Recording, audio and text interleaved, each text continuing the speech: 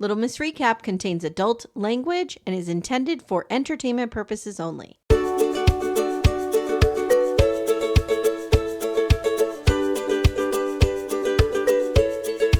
Hi, everyone. Welcome to Little Miss Recap. My name's Amy. And I'm Becca. And we are talking Love is Blind. Love is blind. Is love blind? Is love blind? I think I would do good on this show because I think I would have a lot of people falling in love with me in the pods.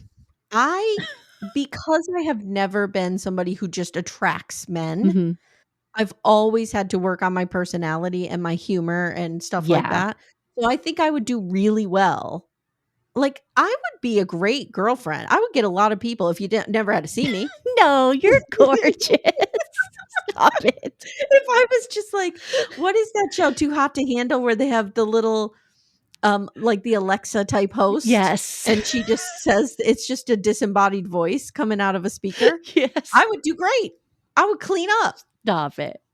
I could do a little dirty talk. I could do some flirting. I mean, it would be great. I think as a Libra, because we're natural flirts. Natural. And I can match somebody really, match someone's energy really well. Mm-hmm. I would probably get in a lot of trouble in the pods. Like, I would be in a lot of like triangles, but not even know that I'm in love triangles.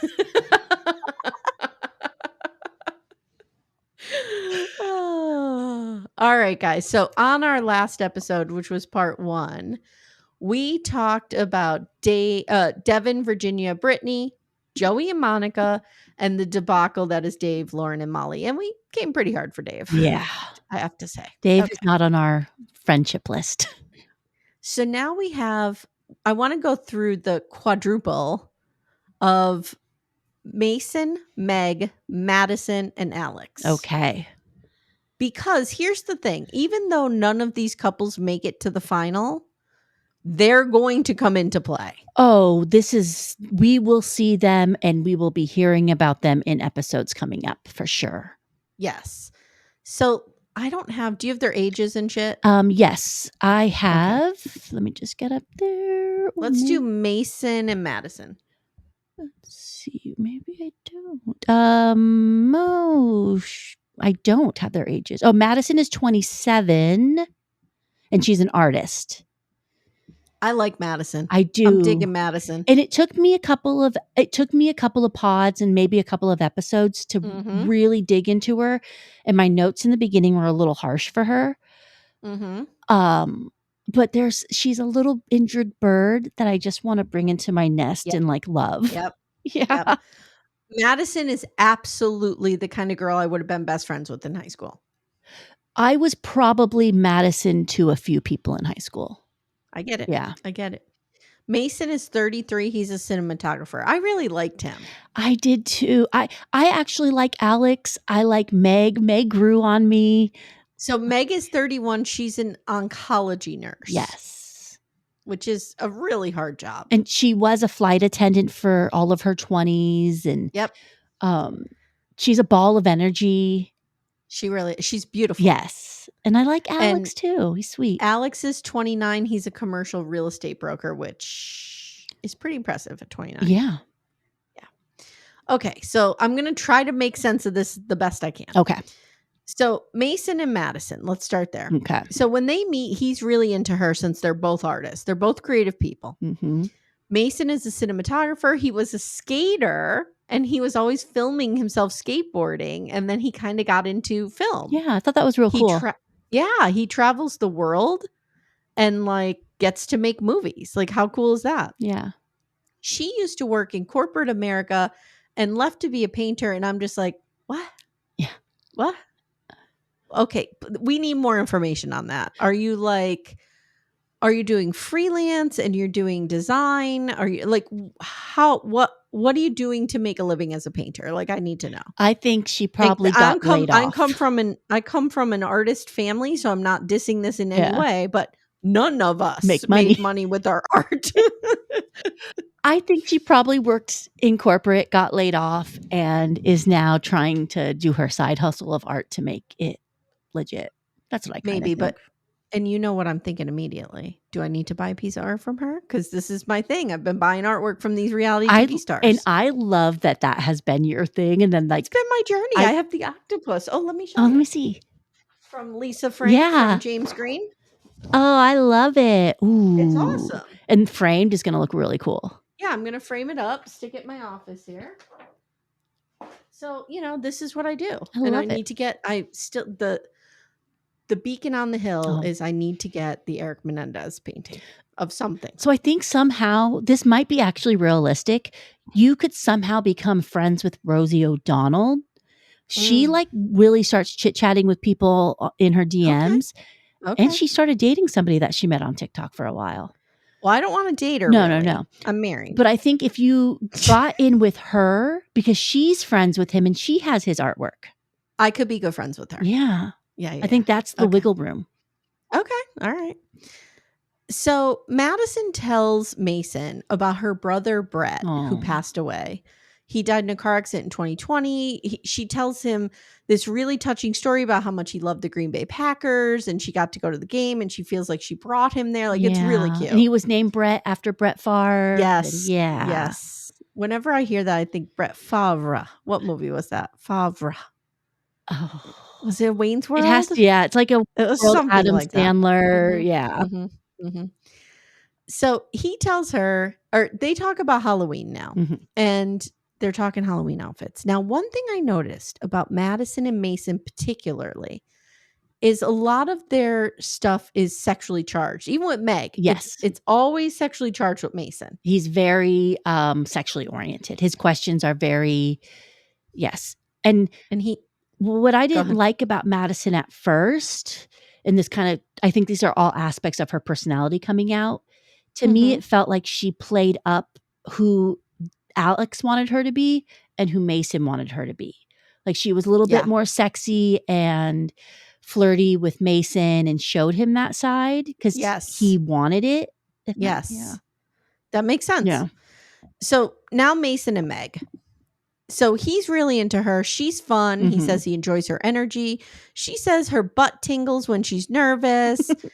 She tells him, if you're feeling a deeper connection with someone else, just please tell me. Yeah. She thinks he's cool as fuck. She talks about having a spray tan. And she jokes about, she's very fun. Yeah. And they connect, she'll say, what's your favorite color? And they both say blue. They have a lot of similarities that were kind of weird, like random favorite movies. Here is a similarity that they have. They both are not of the science minded, if you will. No. More of the tinfoil. She says, I listened to this Joe Rogan podcast and now I think we can control the weather. Yeah. And he's like, oh yeah. They both believe in ghosts, which no shade. I believe in ghosts. I talked about it on Real Talk last week. Yeah. Ghost stories. Her parents are pretty strictly religious. She really butts heads with them quite a bit over this. Yeah. And it was really sad. She kind of got real emotional when she said, it breaks my heart to think that my parents believe I'm going to hell for just being who I am. Yeah. I was like, oh. She loves building forts. And her fantasy is to have sex on the floor amongst their moving boxes. She also wants them to move out of the city. He's great with all of this. He's like, yeah, I'll bang you against the moving boxes. Yeah, I'll move out of the city. So these two seem to have a lot in common. And they're talking about their favorite movies. And it is 3, 2, 1, say it at the same time. Inception. And she's like, oh my God, no. I thought she was going to burst through the screen. Her little curly hair was a flailing. Her arms were in the air. Was she running around the room at one point? And then he was like, have you seen the movie Her? Oh my God, yes. Oh my God, I love that movie too. That when she lays across, at one point she's laying across the footstool, doing a Superman. She's out of control and I love her. In episode 4, Mason walks into the date with Madison. Now we're back to Madison. And he's like, I've been thinking about this and I've decided that I'm committed to you. So he is committing to Madison. she says, "Did I put any pressure on you to do this?" He says, No. I came to this conclusion myself." Then they make cream pie jokes. And I just wrote, wow, Oh, yes. Becca, it's not that I'm a prude, but like, I don't really use crass language. Of course. Neither do I. Cream pies. So it went over my head at first. And my husband looked at me and was like, "Really, Rebecca? You don't get that this really, Rebecca?" I'm also dealing with a face muscle issue. Yes. And I've had to reach out to people to be like, "Hey, has anybody experienced this?" I also did not realize how many dirty jokes I was going to get back. Yes, So about not being able to open your mouth. Yes. So I'm very oblivious to dirty jokes. Yes. But when I got it, I was like, and now you have to try to find ways to frame it differently. Yes. Phrase it differently. But they loved it. They loved the little sexy talk, those two. They love it. So let's move on to Alex and Madison. So on their first date, Madison tells him that she moved to Paris one summer, and then the next summer she lived in the Middle East and she taught English. And she's not made for the cookie cutter life. No. And she wants to do cool things. I was like, that's really cool that she did that. To me, I really like Madison. She's just a real cool girl. I would love to have a glass of wine with her and talk about living in the Middle East and being an artist and teaching English. Yes, I agree. Yeah. But she does tell Alex that she had a rough childhood. So here we go. Childhood trauma dump. Here we go. Yeah, she's a little injured little baby bird, and I want to bring her to my nest. I totally want to help her, yeah. Yeah. Her parents had her at 19 and they were addicts. And her stepdad then overdosed when she was in 8th grade. Sounds like she was super parentified. Yeah. And she says she had to put up tough boundaries with her mother. And she does say this really nice thing, though, about her mother. She says, I really think she did the best she could. Yeah. And she broke the generational cycles that she could. And I can take it a little further. And I thought that was really interesting. She really feels, especially a lot of the language she uses, especially like later on when they're talking in the future, it feels like she's had a lot of therapy. She uses some therapy terms. Yep. She's worked on herself. I agree. And he says, I'm really sorry for all of that. And then he goes, I also had some family issues. Yeah. I was bullied in school. And I'm like, oh, no. There better be more because that's nothing like what she's talking about. Yeah. But there is more. He says he failed high school because he believes he had ADHD. I don't know if he had the diagnosis or not. And he says his parents threw him out of the house. And now when he is in a room, he can sense who's being excluded. And I don't know. He just seems like such a nice guy who just leads with empathy. Yeah. But I feel like he says that his family was very educationally oriented. Yes. And he got thrown out because he didn't go to college. There has to be a little bit more. Like, that's not why you throw your kids out, right? And when we think of this, we think he was, 16 and quit school and they threw him out. But it sounds like maybe it was a situation where he was 18. Yeah. He was fucking off. You know what I mean? And he didn't go to school, so he didn't graduate. And his parents were like, you're 18, get out.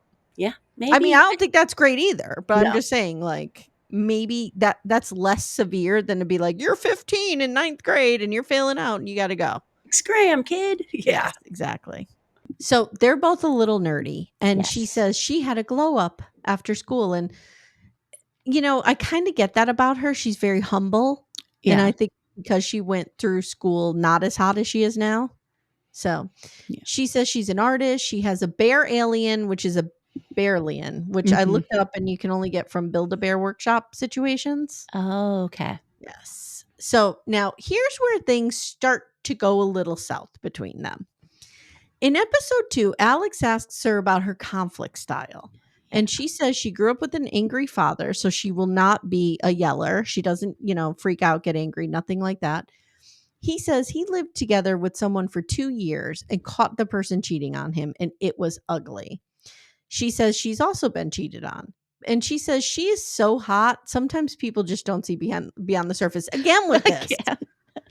And I would like to see a picture of her in high school because I would beg to say she was probably pretty good looking in high school. Yeah. So now they talk attachment styles. Yeah. And she says hers is avoidant. And you could see the air go right out of the room. Yeah. And He is must this when he's be- pacing? He starts Yes. pacing. Yeah. He must be somebody who kind of knows going into it, like, ugh. I can't. Yes. And he mentions that he has dated women with that style before, Mhm. and it was triggering. It is triggering, and it doesn't work well with his personality. Yes, because he says he has anxious attachment. So he's anxiously attached.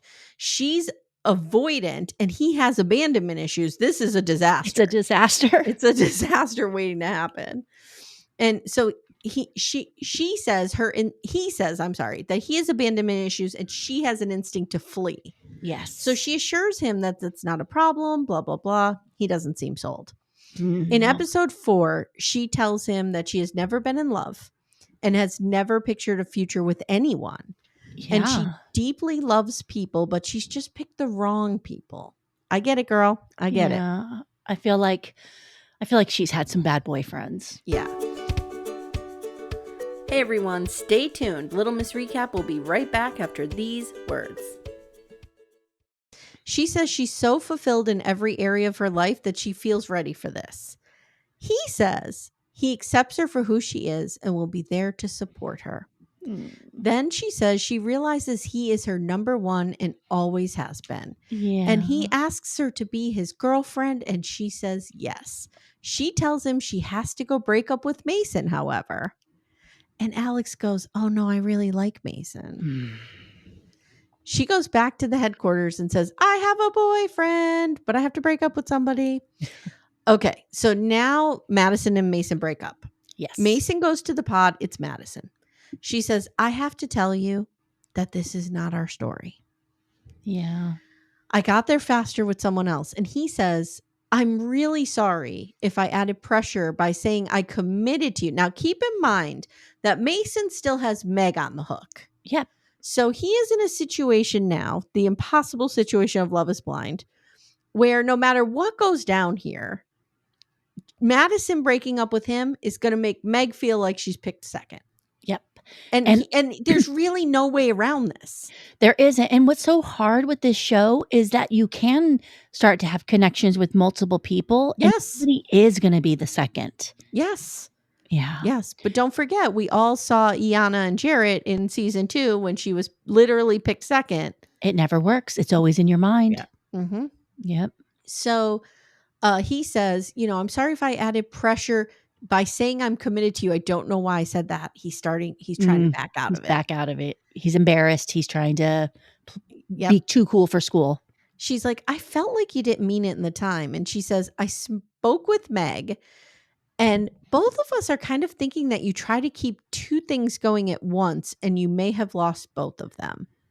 Yeah. And she says, "I'm not faulting you for it. It just is what it is." Yeah. Okay, so now they're broken up. So now we assume that Mason and Meg are going to be together.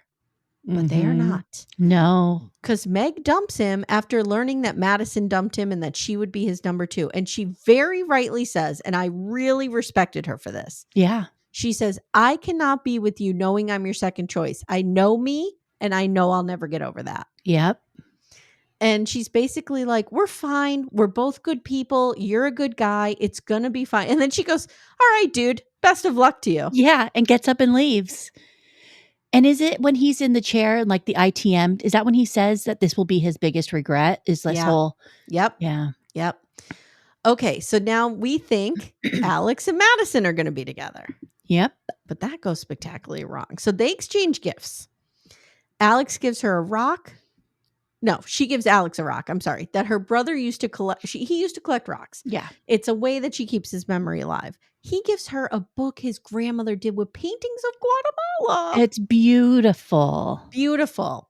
She gives him a used paintbrush. She says she's been cuddling with Berlin all night. They get really deep down. He says, "Look, I'm concerned about your avoidance." Yeah. She says, "You have to trust me. I'm here. I'm here." Now she starts talking about the breakup with Mason. Yeah.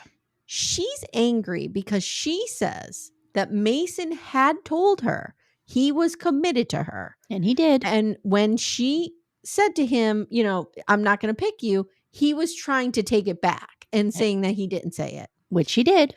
Yep. And she says that was hurtful. Alex is like, oh God, I see so much of myself in Alex, Becca. He is an emergency, like put all the fires out, got to help everybody. I have to fix everything. Everybody's got to be in agreement. But while I feel that too, there is one person I'm always going to have the most loyalty to. Okay. And that's my partner. Oh, it's and not that would me. Not after I think you said you would burn my house down in another episode in a story about me and Timmy, Amanda. But it's Steve. Like, no matter what, if Steve is right or wrong, I'm going to find that Steve is right. Yes. You know You're what I gonna mean? have his back, whatever that looks like. And I was getting so angry with Alex because he had Mason's back. Yeah, he's kind of like, well, and I know what he was doing, because what he was doing is something I do. Okay. And it's an annoying people-pleasing habit, and I'm trying to break myself of it, but he's trying to make her feel better by reframing it for her to say it wasn't about you. Do you know what I mean? Like, this was not a slight to you. This is just how the experiment works. So don't be hurt but he didn't articulate that well. And I think that Madison is somebody who needs you to stand on her side. Yes. Because I think she feels like she had never had a lot of people on her side. Yep. And she is my heart broke. That's a good point. She was sitting on that couch. What was she holding? She was holding the book, or she was holding something. Was she holding Berlian? Maybe. No. She had something in her hands, and her head was down. Her hair was, and she was getting smaller and smaller and smaller. Yeah. She's like, all I wanted was for you to validate me. Yeah. That's it. She needs a partner who is on her side no matter what, because she didn't have a lot of people on her side. That's a good point. Yeah. So they're talking. Now he's trying to get this back on track. It's not going back on track at all. She's like, I don't know if I can talk about my future with someone who isn't sure about it. Like, she's hesitant now. Yeah. Then he says, I'm a little hesitant about our communication. He says, I don't need a relationship with all the fighting, and like, I've had that before. And he asks for reassurance, and she says, I can't promise you we won't misunderstand each other. Yeah. And he says, at this point, I think it's too big of a jump for us to get engaged. And then we hear, I came in like a wrecking ball. And I just saw all the money going out, all of Netflix's. No wonder they raised the subscription fee. So they all broke up, but they're going to be back, people. Yes. So, all right, let's whip through Ben and Sarah, shall we? Yeah, because I think they're good. I have thoughts on them. I thought they were very interesting.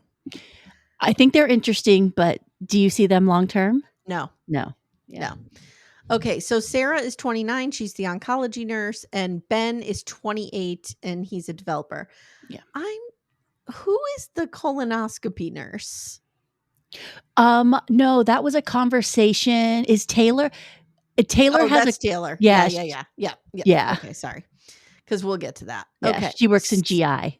So pretty early on in episode 2, Ben and Sarah talk about him being religious. And she's like, the problem I have with religion is that my sister is gay, and there are priests and other figures in the church saying that everybody from the LGBTQIA plus community is basically going to hell. Yeah. He says, I have no discomfort at all around that community. Mm-hmm. He says, I have many friends who are that way. Yeah. I don't love the language, Ben. I don't You're love trying. You're trying. I think Ben is someone who is not using the language in a malicious way. Correct. He's using it in a white male way that just doesn't really know any better. And in a sheltered Christian way. Like, he even says, I did believe it was a sin for a long time, but my eyes were opened up in college. Yeah. So I forgive him completely not having the exact vocabulary, because an ally's an ally. And he seems to want to be an ally. And I think at least that's what he's saying. Growing up, at least there were no openly gay people in his life. Yeah. Yeah. Yeah. I understand that. So he says he was finally exposed to different points of view in college, and it really changed him. He differentiates between faith and religion, and he says that's an important distinction for him. He has a faith. He goes to church every weekend. He doesn't necessarily buy into the religion. I'm like, yes, you do if you're going to church every weekend. That's just my opinion. If it's a priority for you to go to church on Sunday, then you are buying into the religion That's aspect. the organized religion part of it, Yeah, right? yeah. So he would like his wife to go, and she says, well, okay, I'm open to it if we can find a church that's very accepting. Yeah. Okay.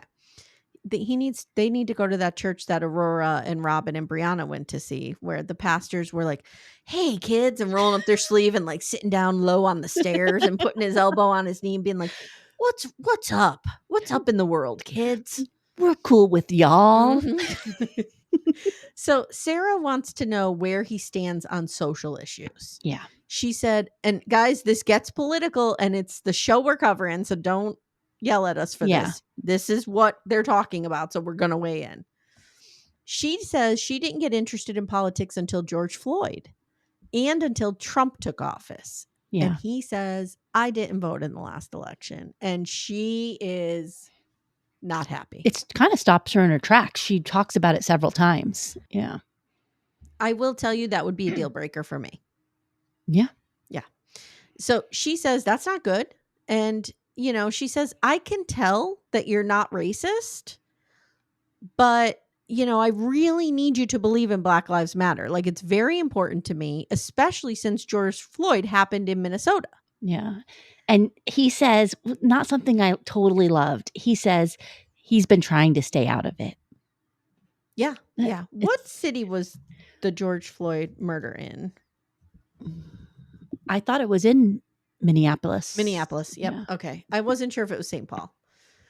Okay. So she says, you should care about this. We need to speak up for things that are happening around us. Yeah. He says, I've been staying out of it. And she's like, I don't like that. Don't like that. It's not good to not have an opinion. Yeah.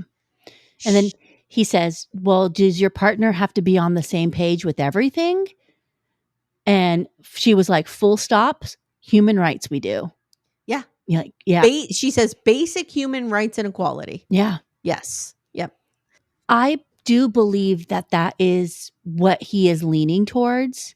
I think that he did have a huge eye-opening in college. I think it blew his mind to see people of different probably races and religions and thoughts. And I think that's probably his desire. He just doesn't know how to say it. And he even says to her, it's not going to be I want to reassure you, I want to know these things on my own. It's not your responsibility to teach me. I thought that was so great that he said that. Yeah. So she says she feels like she met her twin flame. And in episode 5, she finally tells him, I'm falling in love with you. And, they go through the social causes one more time, and then he proposes. The reveal. She's wearing a beautiful green dress. He runs to her, like runs. I have the doors open. They walk slowly. He runs to her. He is speechless. Yes. He just makes out. You could tell that this guy he's a very good looking guy, but he was probably just dorky enough that he didn't get a lot of hot women, and she's beautiful. And he has hit the jackpot here, he feels like. And I think she's also done something that probably no other woman has done, is by having those conversations with him about religion and how he feels about Black Lives Matter. I don't think he's ever had that kind of conversation. I don't think ever. a woman has pushed him out of his comfort zone like that. Yeah. Okay, Taylor and Daniel. Okay. Here we go. Who does Taylor look like to you? Who does Taylor look like? Oh. Yes. You know what? She looks like somebody, but I can't place it. Now, please open up the graphic. The graphic that I made. I went to a lot of time to make this. Okay. Are we calling it a graphic? Okay, yes. Let me pull it up. Okay. Here we go. Lauren Love is Blind. Oh, yes. She looks identical to Libby's sister, Becky. So Libby of 90 Day, Andre and Libby. Yes, you're right. She looks just like her, and you even got pictures of them on sailboats. I went on Instagram and everything. Wow. So for you listening at home, I made a poorly made graphic of a picture of Taylor and Becky that says separated at birth, reunited I'm by impressed by reality this TV. effort. How many hours did this take you? It took me about 45 minutes, and I even thought about sending it to one of the interns to make for me at work. I'm impressed. I'm impressed with your efforts. She does look like Becky. She does. She does. The whole time it was killing me. And I wanted to text you so bad and say it, but I wanted to save it for the air. Good. So on their very first date, let's give their stats, shall we? Okay. So she is the colonoscopy nurse, registered nurse. Yes. She's 31. Daniel is 30 and he's a sales account exec. Yes. Do you like him? My first initial annoyance, Taylor, super cute, heart. Okay. Daniel, annoying. Short dudes always have to tell you they're short. I know. I can tell. Okay. I have eyes. Okay. Now you heard my mea culpa about being a height snob. Yes. I am here cap in hand to all the short kings to say I'm going to stop judging you. I promise. But I'm going to judge this guy because he did something I don't like. I can't wait. I'm 5'9", almost 5'10". So I'm tall. Yeah.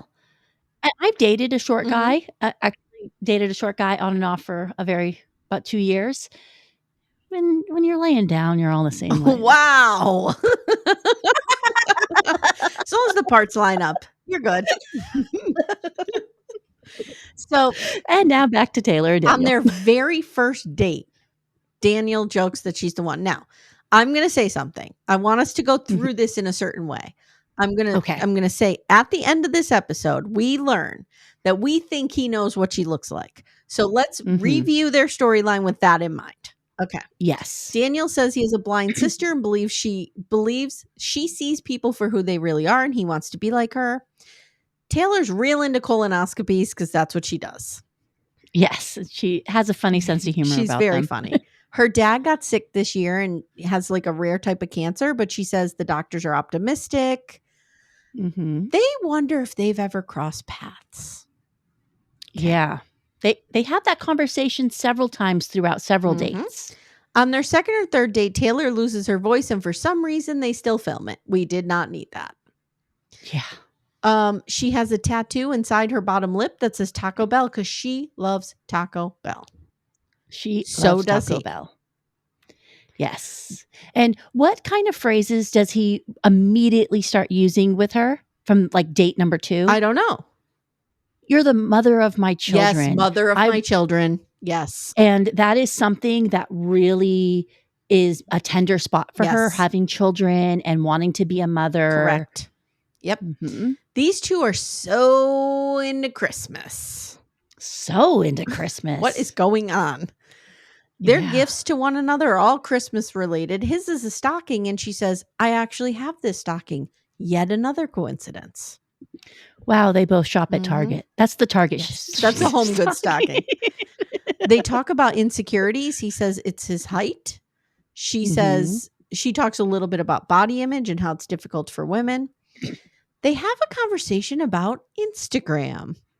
And she outright asks him if he follows her and gives her gives him her handle. He says, no, I don't remember that handle. Doesn't sound familiar. And he goes, I have a knack for remembering every handle of everyone that I follow. So no, that's not familiar to me. Okay. He proposes after reading a letter that he wrote her. He says he prayed for her his entire life. She's like, oh, I wrote you a letter, but I didn't finish it. Wait, we need to go back one second because on one of their dates, she is feeling very emotional about her dad. And she says that she had a dream that she got a call and she had to leave. Yes. And yes. She just had to leave Love is Blind because her dad was sick.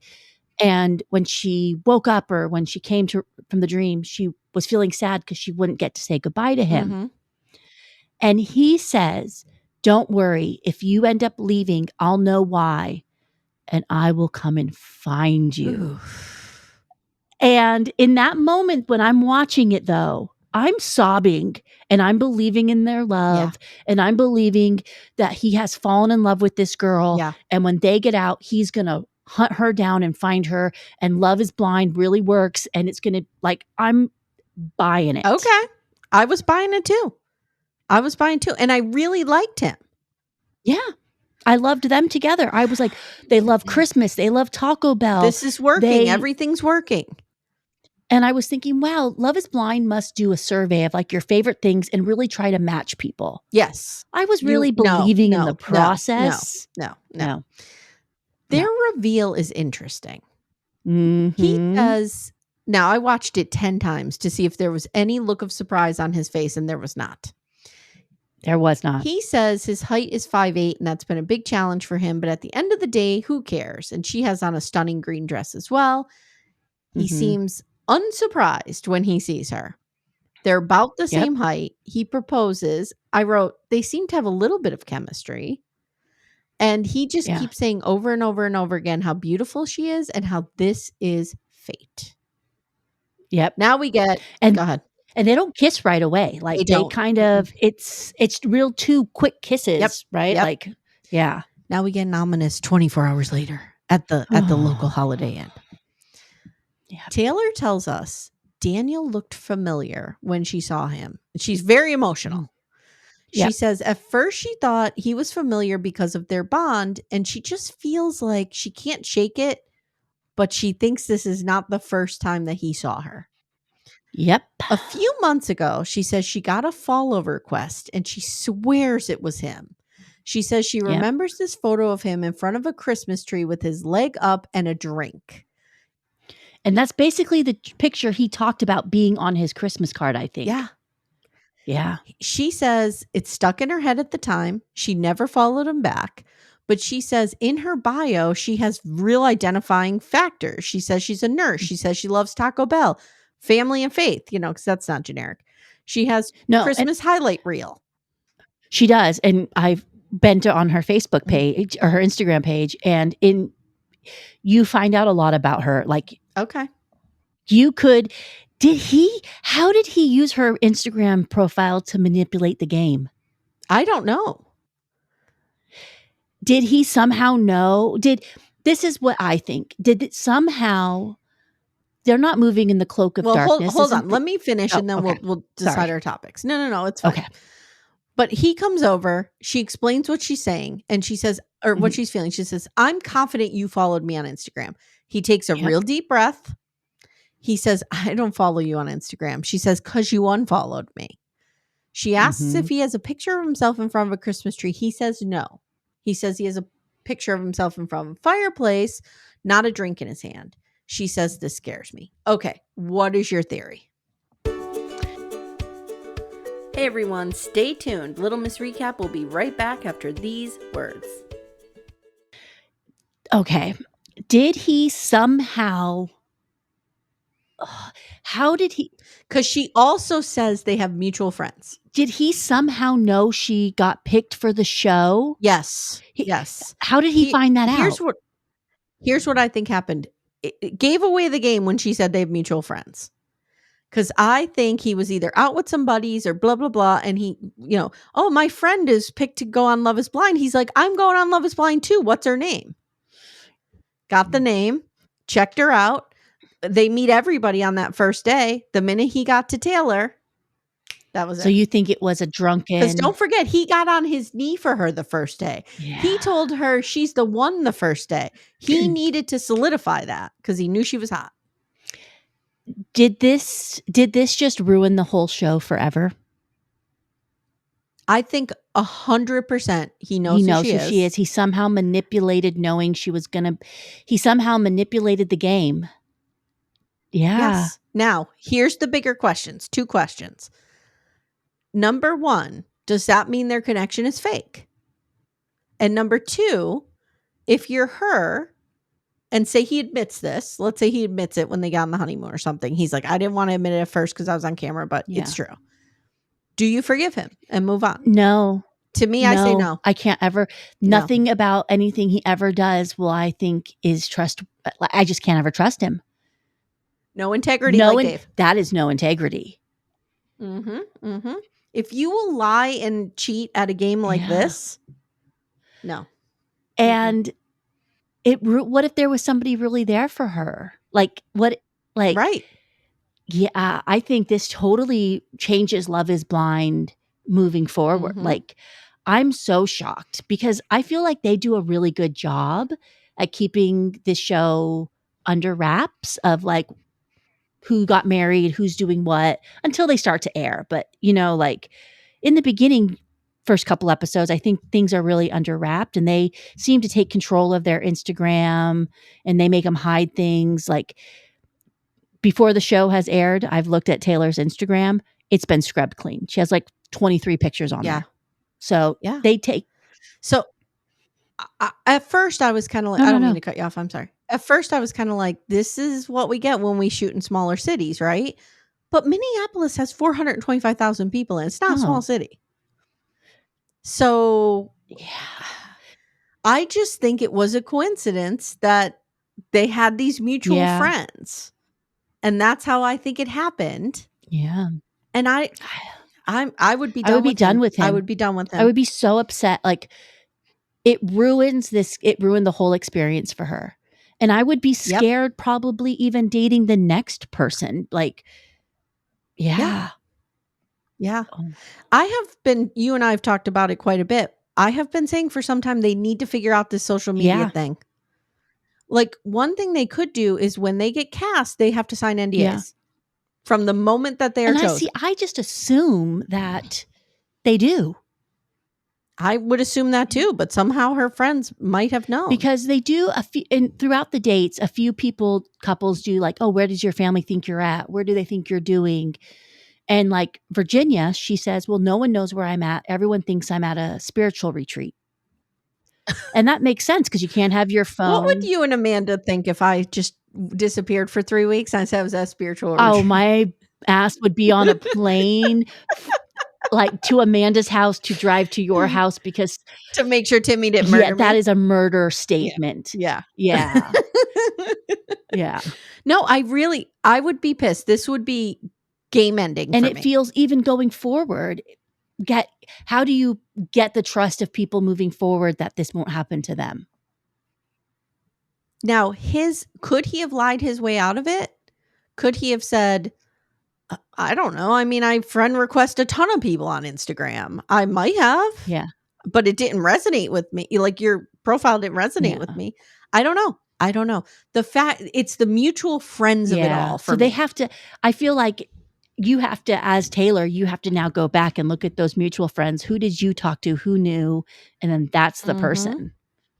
And then. Yeah. And maybe there's a world where the friend didn't say, oh, my friend got cast on Love is Blind. But maybe they were just like, I have this hot friend you should check out. I don't know. But he knew it was her. And I hope that because you kind of, they end and you're kind of like, dun, dun, dun. Like, does the next episode, what does he explain? I can't wait. But I think if the latter situation had happened, we would have seen his reaction in the pods as he learned it was her. And I think he would have been like, oh my God, we actually have mutual friends. It was nefarious because he hid it from because there what couple was it last season? I'm so bad. There was a couple that realized they had dated or they knew. Yes. Was that Dallas? It was Milton. It was Milton's wife. Yes, Dallas.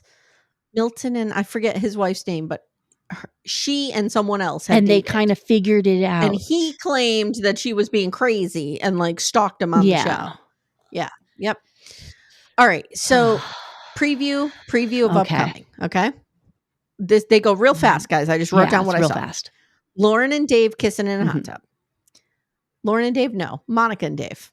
No, Lauren and Dave. Lauren and Dave. Monica and Joey looking happy as well. So everybody's looking happy.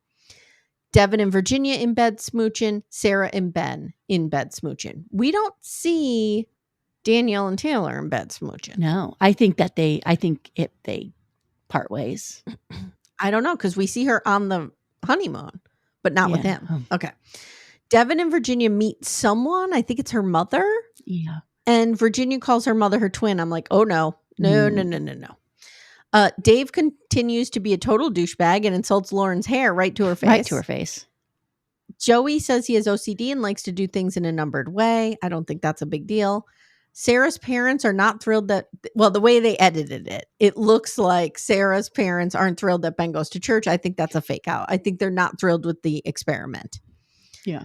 Joey usually goes for blondes. Monica's shocked. We have a group meetup. Devin and Brittany get cozy. It appears that Meg and Mason have reconciled outside of the pods. Yeah. Dave accuses Lauren of seeing somebody else. Yeah. It went so fast, it was hard to tell. And you get to see Madison with pink hair. Yeah. Yes, we do. And at one point, Dave is telling Joey that someone, I think he's talking about Mason and Meg. He's like, they told me they had sex within 48 hours of the experiment, but I haven't had any sex yet. Then we see him with Molly, and he's like, oh, I fucked up. We definitely see Joey and Monica at the wedding. As of today, if you could predict. Okay. Yeah, let's go back up to my list here. Do you think that David and Lauren will get married? Okay, so David and Lauren. Neither. No, I hope not, for her sake. Do you think Daniel and Taylor will get married? I think they're done. I think they're done too. Do you think Ben and Sarah will get married? Who do you think will call it off, or do they both? I think it's going to be Sarah, because I think that religion is more important than he allowed it to be in the pods. He goes to church every Sunday, and he has said that several times. And I think that the religion aspect is going to start to divide them. Well, and she, rightfully so. Like, I would feel the same way, where I would say to somebody, look, you deserve to have somebody who's going to be as into it as you are. You know what I mean? Virginia and Devin? I don't think they end up getting married. No. I think they make it to the wedding, but I don't think they're going to get married. I think, again, we're being manipulated with the edit here, but I think Monica and Joey are our best shot. I think that they are the only ones who are going to get married. And guess what you and I get to do now that we're done recording? We get to watch the next ones. I'm so excited. I'm so excited. Because I want to just continue on, but I can't, because then I'll ruin recording. I know. Guys, I hope you enjoyed this coverage. Yes. We'll be back next week with only one episode covering the three. Yes. The second drop. So they're going to drop 7, 8, and 9. Right? Yeah, that's what we have. Yeah, 7, 8, 9. Yeah. I'm so excited. I hope everyone is loving this season, because in the beginning, I love it. I love everybody. It's a great show. It's so much fun. Yep. Yeah, and I'm interested. I'm really interested, because I'm trying to learn and grow as a human. So I'm really interested if my initial impression of Dave as a douchebag holds. Does he surprise me? Is he getting a bad edit?